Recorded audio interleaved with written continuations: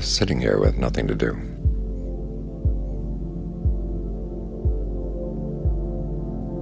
Is very ordinary. It's so ordinary that the mind doesn't stay here very easily. It seems ordinary.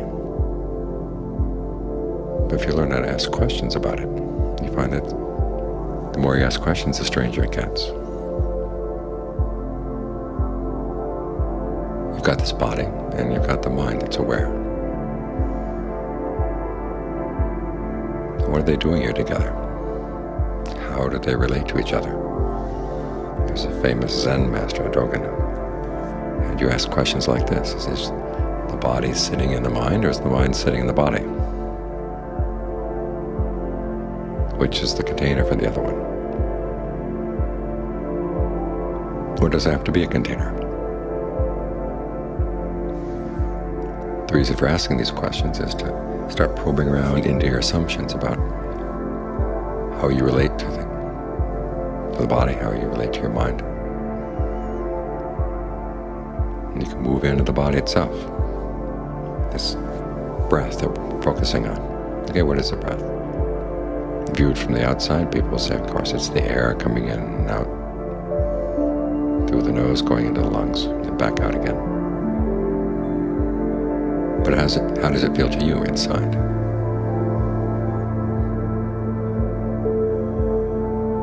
Like that old Peanuts cartoon where Linus comes up to Lucy and says, feel my hands, they're cold. And she says, yes, they are cold, but how do you know that they're cold when you're inside them? The way you look to people outside is one thing, but the way you experience the body from the inside, the mind from the inside, that's something else. And it's good to explore this, to see how it's not quite what you thought it might be. That gives you something to get interested in as you sit here.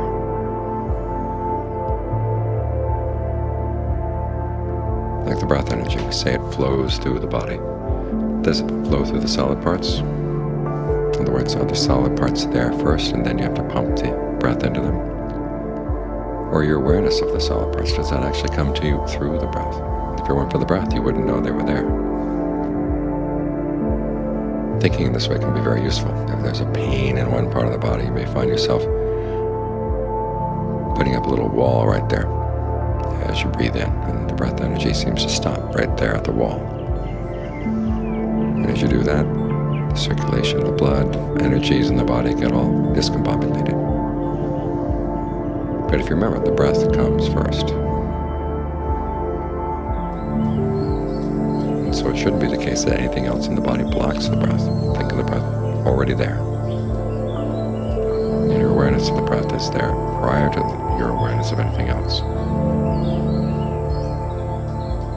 So learn how to ask yourself a few strange questions about what it's like to just be sitting here breathing.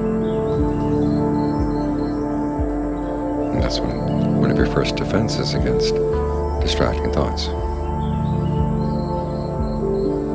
Because you're sitting here experimenting, finding things out, asking questions that you maybe never had thought to ask before, but if you have thought of asking them, you can still explore. There's lots to explore in the relationship between the body and the mind and the breath.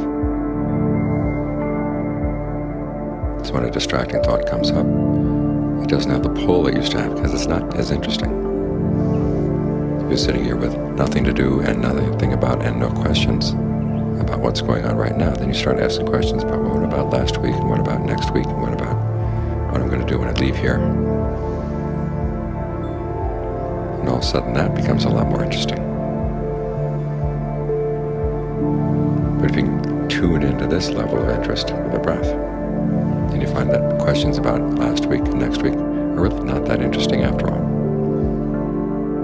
Here it is, your own relationship to your own body, and it's something you haven't really explored. Your own relationship to your own mind and your own breath.